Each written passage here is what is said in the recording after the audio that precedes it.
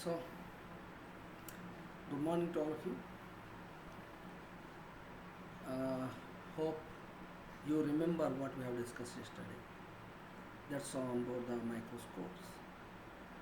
And in yesterday, we have tried to understand what is a microscope, and also we have listed the different types of microscope, and we have tried to understand the different terminologies that is used in the functioning of the microscope as well as little bit about the working principle of microscope also we have discussed. So today we will continue with that, and we will try to wind it up also today. So in the part 2 is nothing but the continuation of what we have discussed. Yesterday, I must have shown you these photographs. See, that has been used in different kinds of microscope when you observe the things how they appear. So this is one of the photograph that is taken from bright field image. That's the bright field microscope. But here you have more clarity because for the very simple fact that the cells are stained. The staining of the cell increases the contrast. So that's why we have much better quality images. This also we have seen how the same cell may appear in different microscopes. And the first one A, that the bright field, B is the phase contrast, and the third one is DIC when compared. So now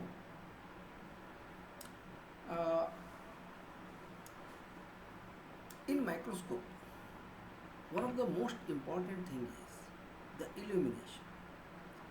So illumination is either by the sunlight, or if your laboratory or anything has not receiving enough amount of sunlight, we use the artificial electric light or any other. The rays which are passed reflected by the mirror, then they have to pass through the condenser where iris diaphragm may be present or may not be present. What happens is whatever the illumination that we get is oblique, and the condenser which is below the object that we have to observe, that the main role of this condenser is to make this oblique illumination directly focus on the material, and then also it scatters. Again it has to refocus. This is when we get the oblique illumination, it will happen. Otherwise the things will look like this. If the light rays are not properly focused, then this will be the case when you observe the slide. See how blurred it is. You will not be able to observe that properly. Okay. Now coming to this, there are two types in the light microscope. Apart from this compound microscope that we use, there are two types. One is the dark field and another one is the bright field microscopy. Dark field microscopy and bright field microscopy. What is this dark field microscopy?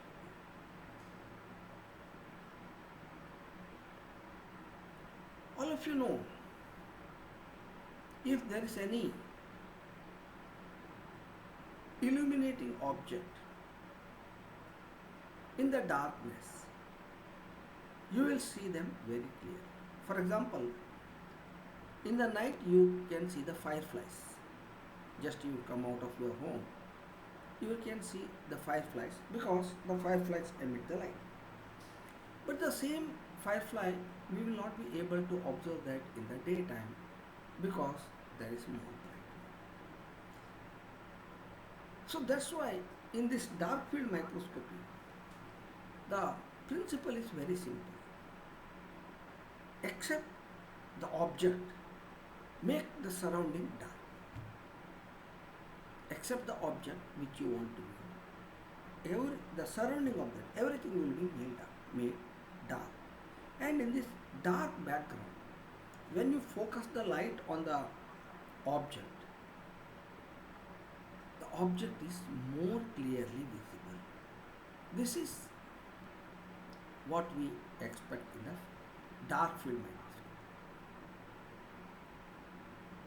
Like that, another type of, in bright field, that is totally different. Field is bright, but the object is dark. Object appears darker and the surrounding appears bright. That is what you call bright field microscope. These are different techniques. Other principles are same. Only thing you have to think about making the surrounding dark or bright, putting different types of condenser. Then another type is the phase contrast. This phase contrast microscopy is a little bit advanced microscope, because here we provide the microscope with some phase rings. Phase rings, probably here you can see the phase rings, different types, different kinds of phase rings are seen. Different types of phase rings. This is one type, this is another type. But whatever may be this one, but the phase ring as seen with the central telescope. Here you can have it more open. So here the phase ring is used to enhance the contrast. It is not increasing either the resolving power or the magnification. But what the phase ring does is, it enhances the contrast. You know what is contrast? Yesterday we have seen. So then when there is a better contrast, the vision will be more clear. See, this phase contrast, these phase rings are put here actually in front of the focal plane of the condenser. See, the light passes through like this, through the condenser, and then it is focused on the specimen. See how nicely and precisely they are focused on the specimen. That is very important, because in earlier one which you might have seen that, see, the specimen only from one side the light enters here. See, but whereas here you are putting two phase rings, three phase rings, or different types of phase rings. See, the light rays from both the rings fall on this condenser and they are focused directly on the specimen. So this is what you call the phase contrast microscope. These are all different types of microscopes. Now you can see how the things appear, the specimen appear in different types of microscope. In bright field microscope, see, the field is bright. So this is the same thing which you can observe in the dark field microscope.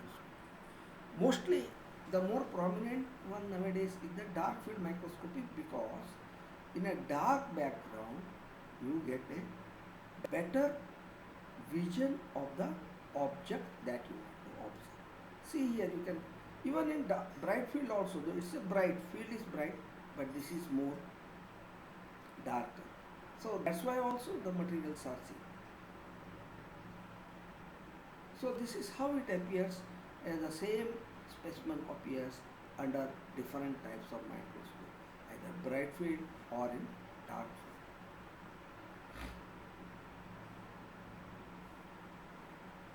So what is the key requirement of dark field microscopy?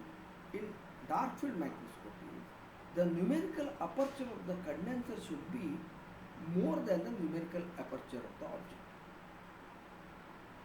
That's the major principle here. So if the numerical aperture of the condenser is more than the numerical aperture of the objective, then you can create the dark field. So this is one way. Then even high numerical aperture dark field condensers are available where they will absorb even extra light also.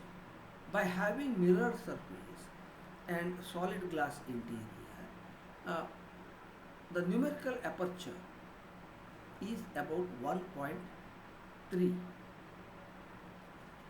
So the advantage here is this dark field microscopes, if they are properly managed, you can see the particle approximately 40 nanometers by scattering, but the picture will not be very clear because the resolution will be less. So resolving power. But still then you can see the things, very minute things more clearly uh, if your microscope is fixed with dark field condenser which has high numerical aperture. Okay, here again this is how the condenser is made, and here is the iris diaphragm, high numerical aperture, and here the light eyepiece, and rest of the things principle is same. Now here I have shown you three photographs of one radiolarian protozoa, bright field and dark field. See here, this is the bright field, very high contrast, where the aperture is closed. As a result, there is a loss of revolution. This is how it appears. But in the dark field, the same thing is appearing like this. In dark field also, another advantage is that you can use different filters. As we stain the material, here in dark field, staining is not important. Even you can avoid staining because if you stain the material, the cells will die. So suppose if you want to see the living cells, then what, and you want to see that very distinct, in dark field microscope you can use different filters. So these filters, either it may be red filter, blue filter, green filters, different types of filters are there, and those filters can be used and the specimen appears color. So that's the advantage of this dark field microscope. So the things are more clear in the dark field, and it will be much more clear if you use different types of filters also. So this is the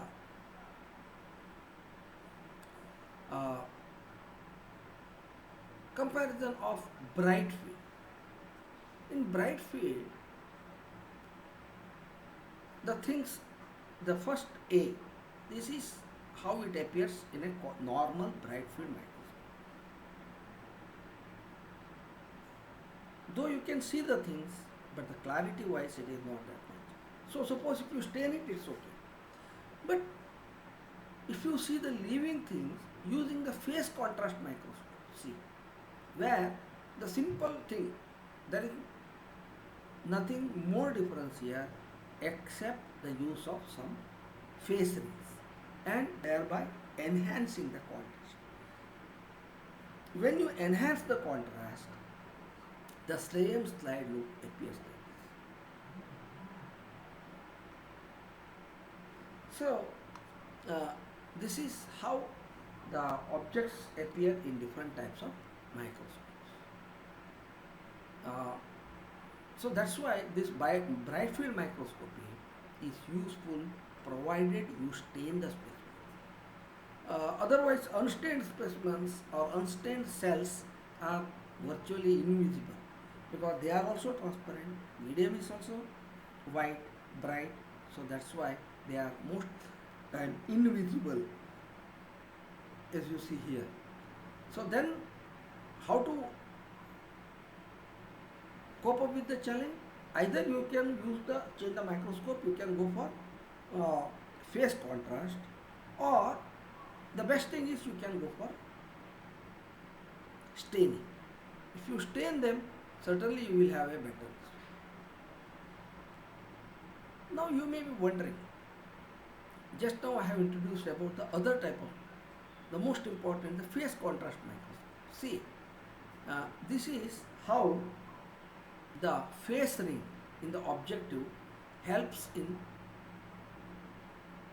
synchronizing the light waves. See here, almost quarter of this is out of phase. But now when it passes through the phase ring of the objective, see how these modulations are there. Then there will be a destructive interference which is very single line. So this is how you observe the image in the phase contrast. I hope here you have, see here, angular condenser, but what happens when the light rays travel, they get asynchronized. The role of this phase ring is to synchronize them. That's the most important thing. And because of that, you will have a better photograph. It is a one flagellate protozoan which you can see clearly the flagella of which is found in the termite intestina that has been shown. No staining. Even you can observe the living specimen very clearly in the phase contrast microscope. Nowadays, not only nowadays, since many years, fluorescent microscopes have also. What do I mean by these fluorescent microscopes? What is fluorescence? All of you know that the one which emit light. Suppose you take a molecule or a specimen,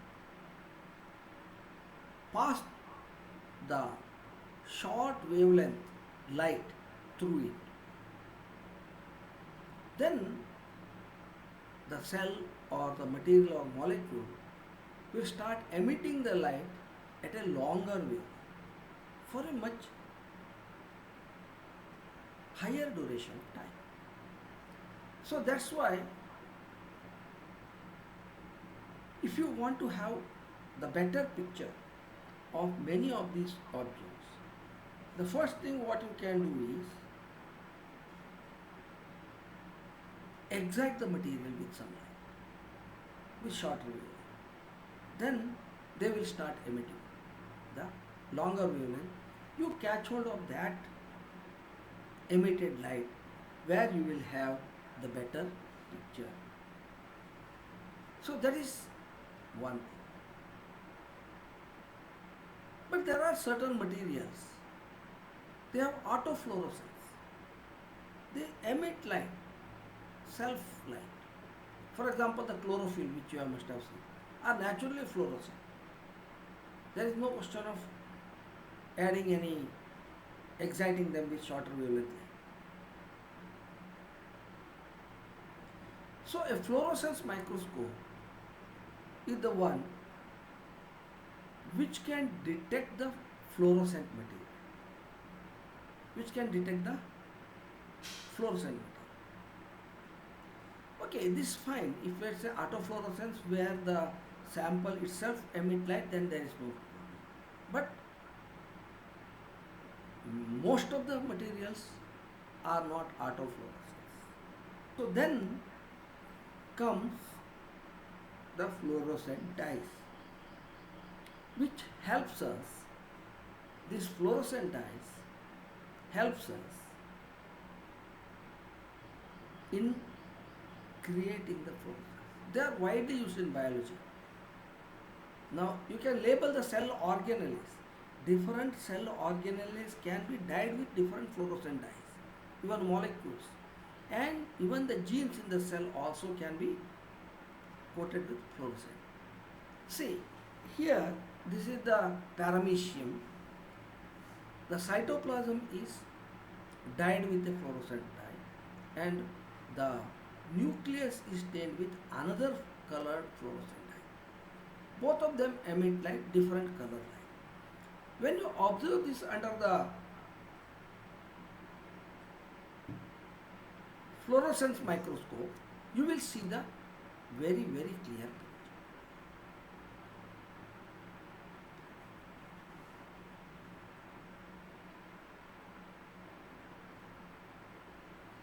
So these are all what we have discussed till now. They are all the light microscopes. Now there is also one more advanced type of microscope. What we call it as scanning microscopes. What do you mean by the scanning microscopes?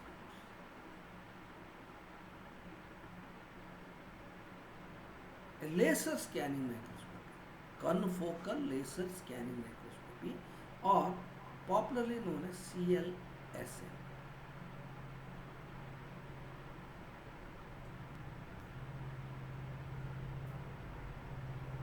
The principle is, if you want to get the higher magnification, the depth of the field will be less. Lesser the depth of the field, higher will be the magnification.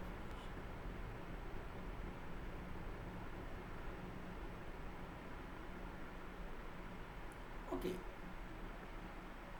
I hope you are, if you higher the magnification, less is the depth of the field. Then what's the use? Only thing, this confocal laser scanning microscopy can focus only on a narrow slice.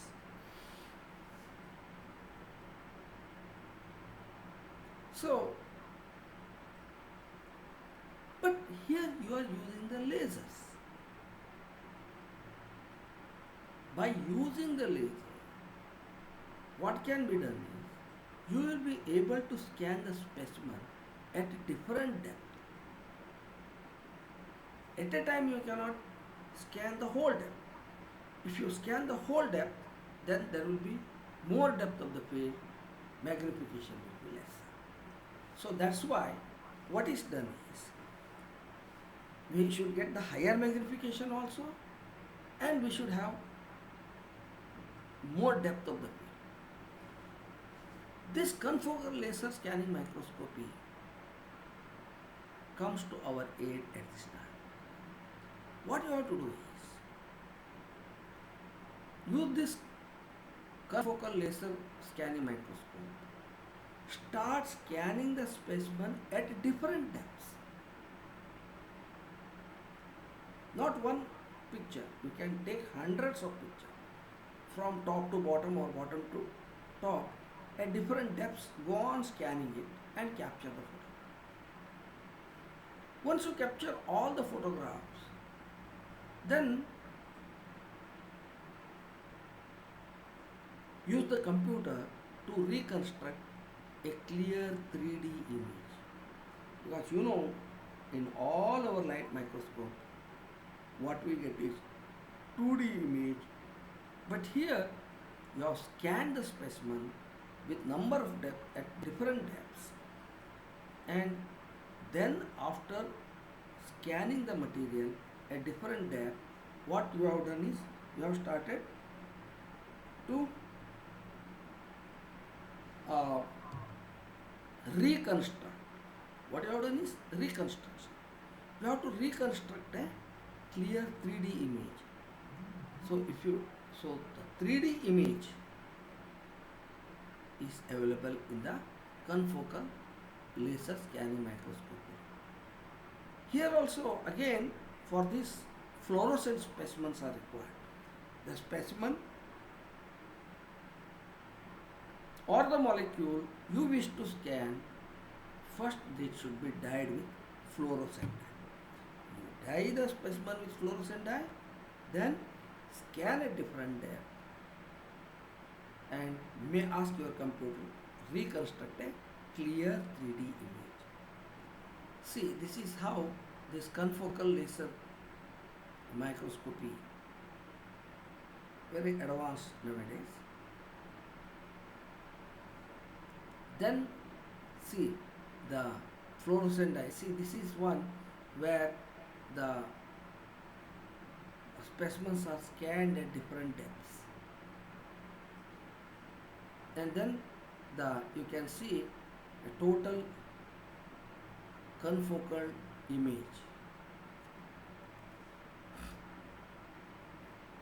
So even this laser scanning microscopy is also considered as a type of light microscope. But as all of you know now, the role or the efficiency and the efficacy of the light microscope are whatever may be the type. There may be some may be very good, some may be less good. That's a different thing. But generally speaking, the efficiency is low. Because at the maximum you will be able to see the things up to zero point 0.2 millimicrons.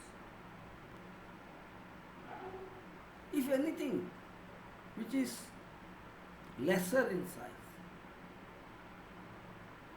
if you wish to observe, the light microscopes are of no use. They will not come to your aid. So for that reason, another very most efficient microscopes are electron microscopes.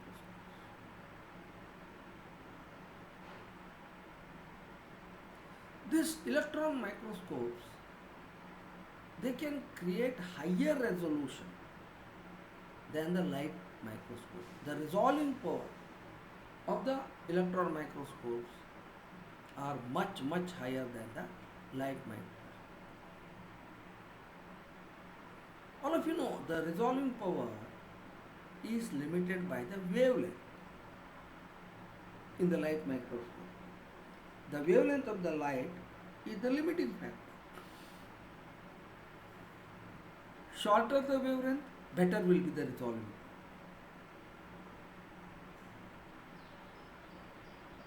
Longer the wavelength, less will be the resolving.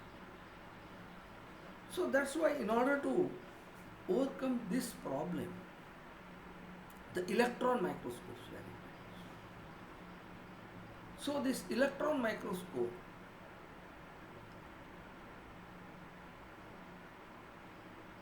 the electron beam is used instead of light. What you are going to do in light microscope? Light is used to illuminate, but in electron microscope, electron beams are used. Electron beams have much lesser short wavelength, very short wavelength. As a result, higher will be the resolution and more clarity. So here what is done is, electron beam is transmitted through a very thin section.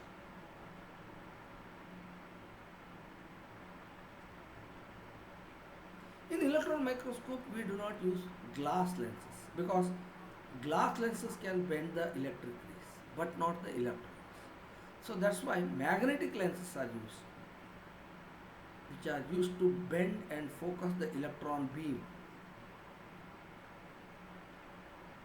Much like a glass lens bend the light, these magnetic lenses which bend and focus the electron.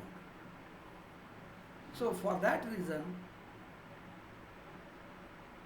in this electron microscopes, the magnetic lenses are used. But electron microscopes are not as user friendly as the light microscopes. They may have so many specimen preparation itself is time consuming. Here in the electron microscope, only the fixed and stained specimen, that means dead specimens, can be examined, not the living. Only you have to fix the material, then stain them. So that's why it's more time consuming compared to light microscope. So this is the photograph of transmission electron microscope.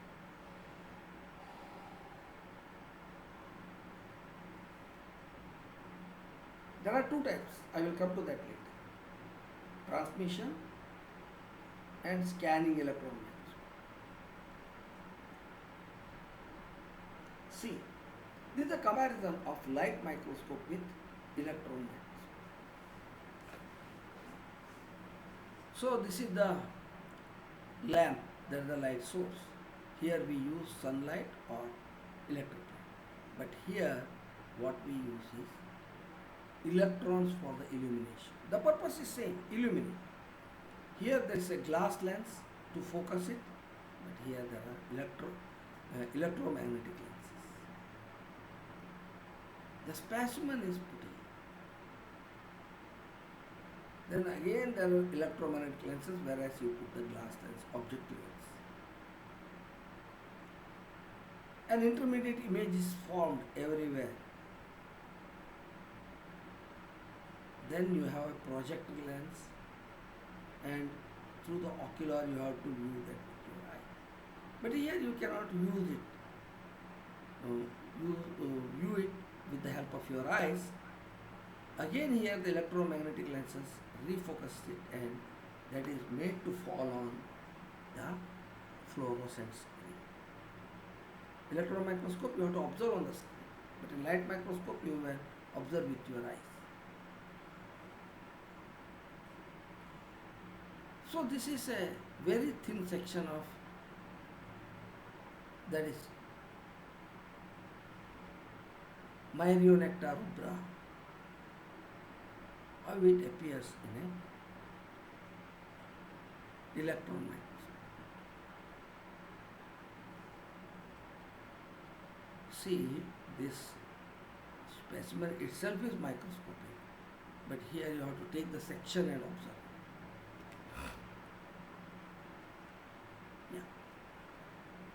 In the electron microscopes, one is the transmission electron microscope. The second one is scanning electron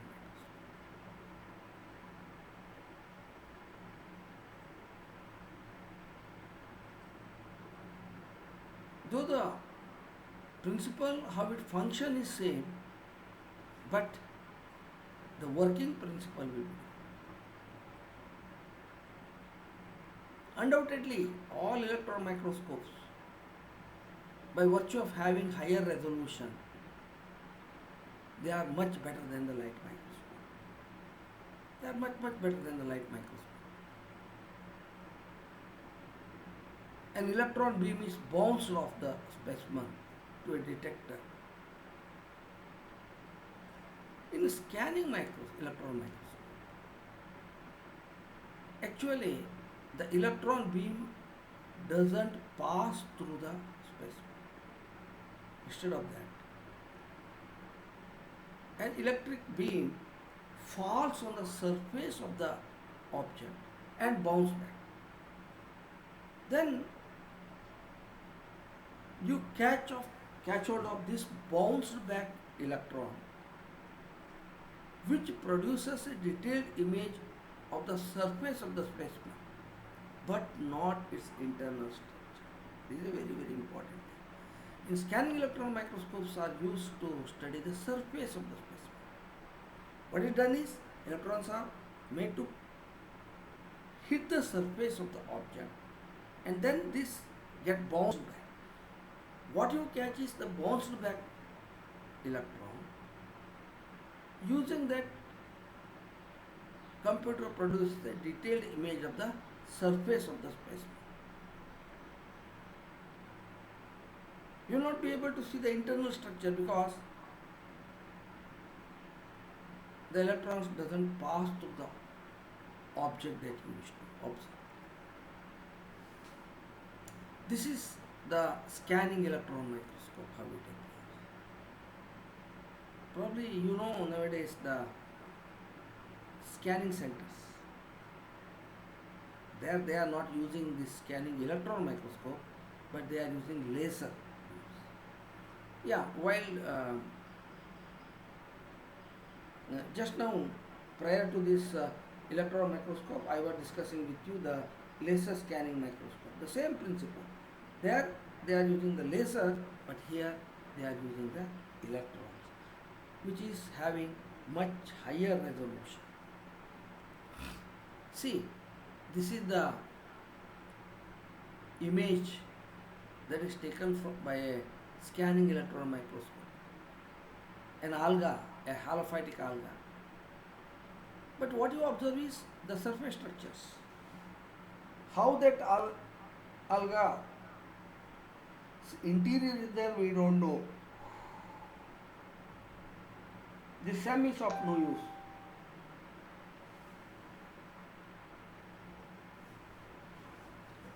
SEM can give you the surface image, because what has happened? You have put this haptophyte alga under the SEM, and the electrons have hit the surface and bounced back. Collecting the bounced back image, the electrons, the computer has reconstructed this image.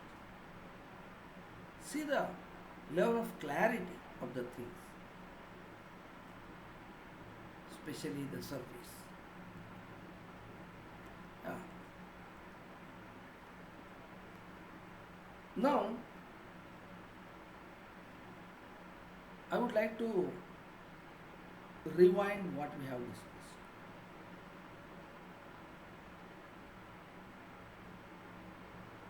About the microscopes. Compound light microscope, which is the first type of microscope and most widely used. Here the light passes through two lenses and magnify up to 2000 times, not more than that. This is how the light microscope appears, and all of you know I am not going to do this. Then the second one is the electron microscopes, used to observe very small objects, including virus, DNA, parts of the cell. What is the difference between light microscope and electron microscope? It uses the beam of electrons rather than the light. As a result of this is much more powerful, remember.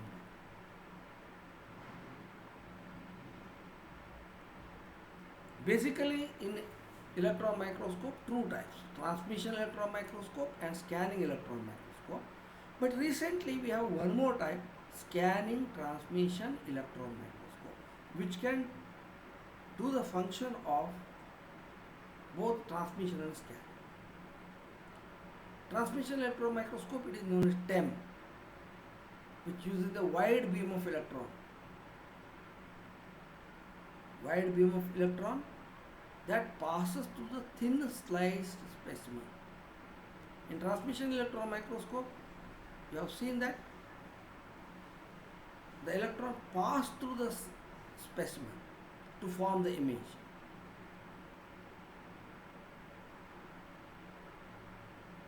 So this microscope is almost analogous to the light microscope, either inverted or upright. Whereas the scanning electron microscope, it uses the focused beam of electron. In TEM, it uses wide beam of electron, but in scanning, it uses focused beam of electron, which have to scan over the surface. Irrespective of whether the specimen is thick or thin, it makes no difference, because the electrons are not passing through the specimen, but only thing, they hit the surface and bounce back.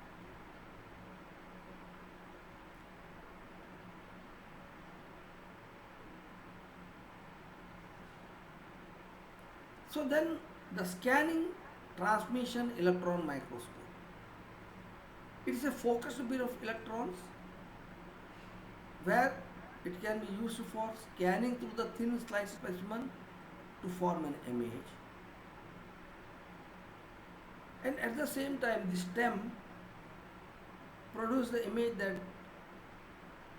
as does the scanning electron microscope.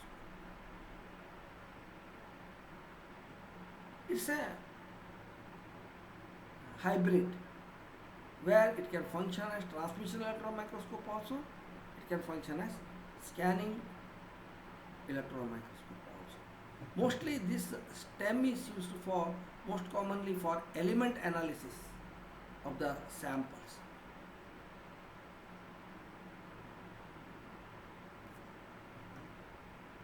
So now what is the difference between electron microscope and light microscope? One is, which all of you know, that the lens.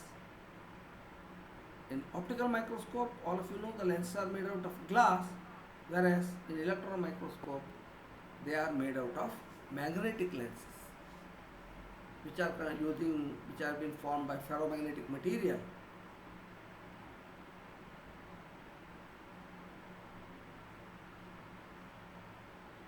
In light microscope, if you want to change the magnification, what you do is by switching between different power objective lenses.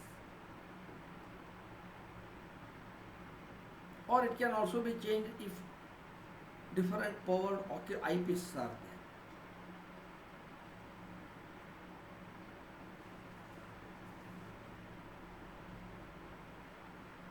But if you come to this electron microscopes, the magnification of the objective material is fixed. Suppose if you want to vary the magnification, what you have to do is, you have to change the focal length of the project. Thereby you can vary the magnification.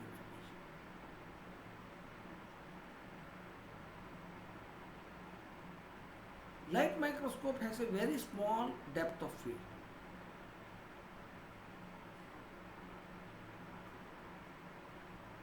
Whereas in electron microscope, especially transmission electron view, the entire specimen is focused simultaneously.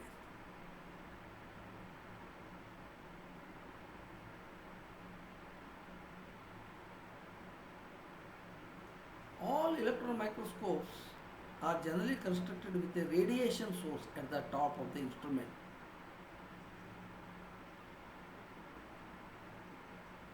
Source of electron. But all of you know, in light microscope, the source is generally situated at the bottom.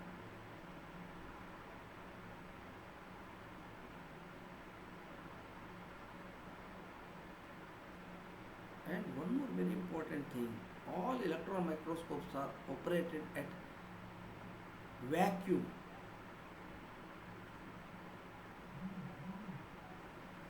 So that's why most of the material that you want to observe must be dehydrated.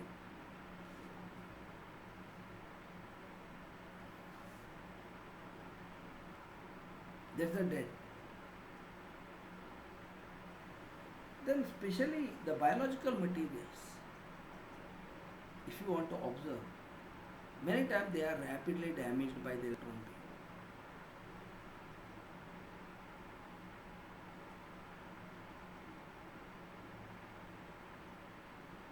So these electron microscopes can achieve higher magnification, better resolution compared to light microscope. But the price is also very costly. So these are the two different types of two photographs. This is the principal, where the sample is there, electron gun is at the top, it emits the electron beam, and condenser beam focuses it. Again there are scan coils, and it falls on the objective lens, and again here in here you can see the condensers, and then it passes through the sample, either it scans or passes through. So all this thing operates in vacuum inside. In any electron microscope, what's important is electron gun. Different types of electron guns are. The most common is heated tungsten. Tungsten metal filament is heated. Like earlier bulbs, electric bulbs, the glass bulbs, how they where the tungsten wires are heated and it used to give the light. The heated tungsten filaments, or more advanced are the lanthanum hexaborides.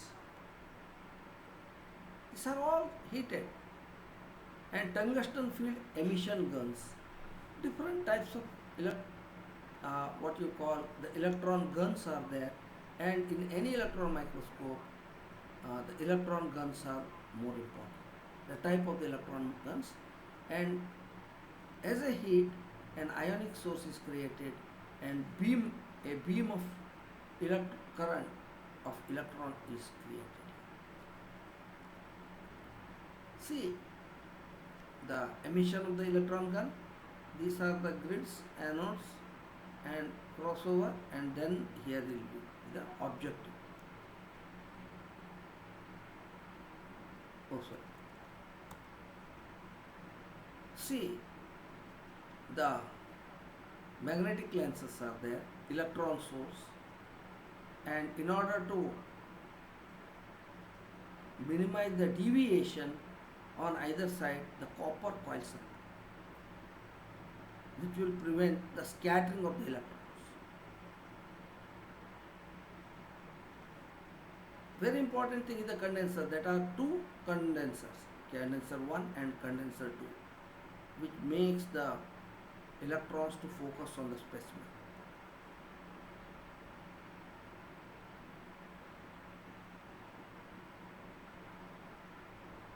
So these are different imaging models which we need not go there. Diffraction pattern. Electron source can be primary electron, secondary electrons. These are different things. And even nowadays we have high resolution electron microscopes. See, this is how the things appear in electron microscope, especially when you observe the carbon nanoparticle.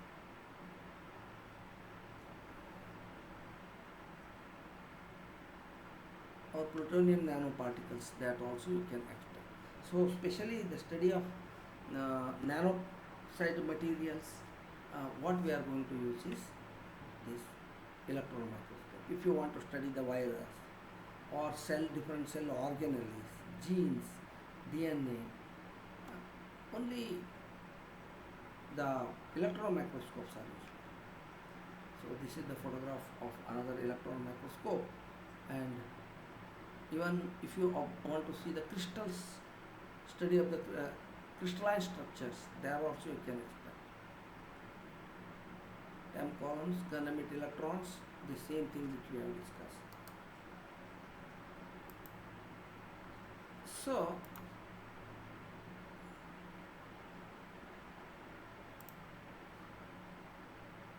now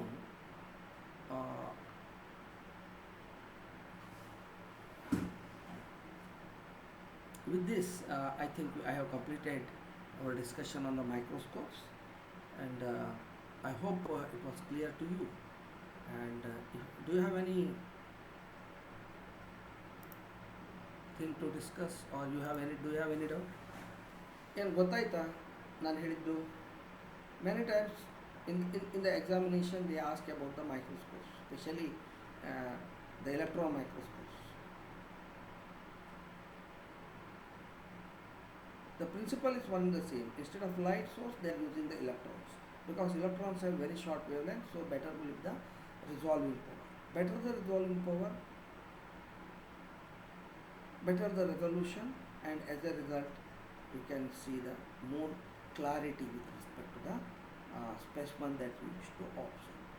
And as a result, the electron microscopes are capable of viewing the things which are of the size of nanometers. But whereas light microscopes have the limitations, and it is only up to micrometers. So that's why electron microscopes are more potent and important one. So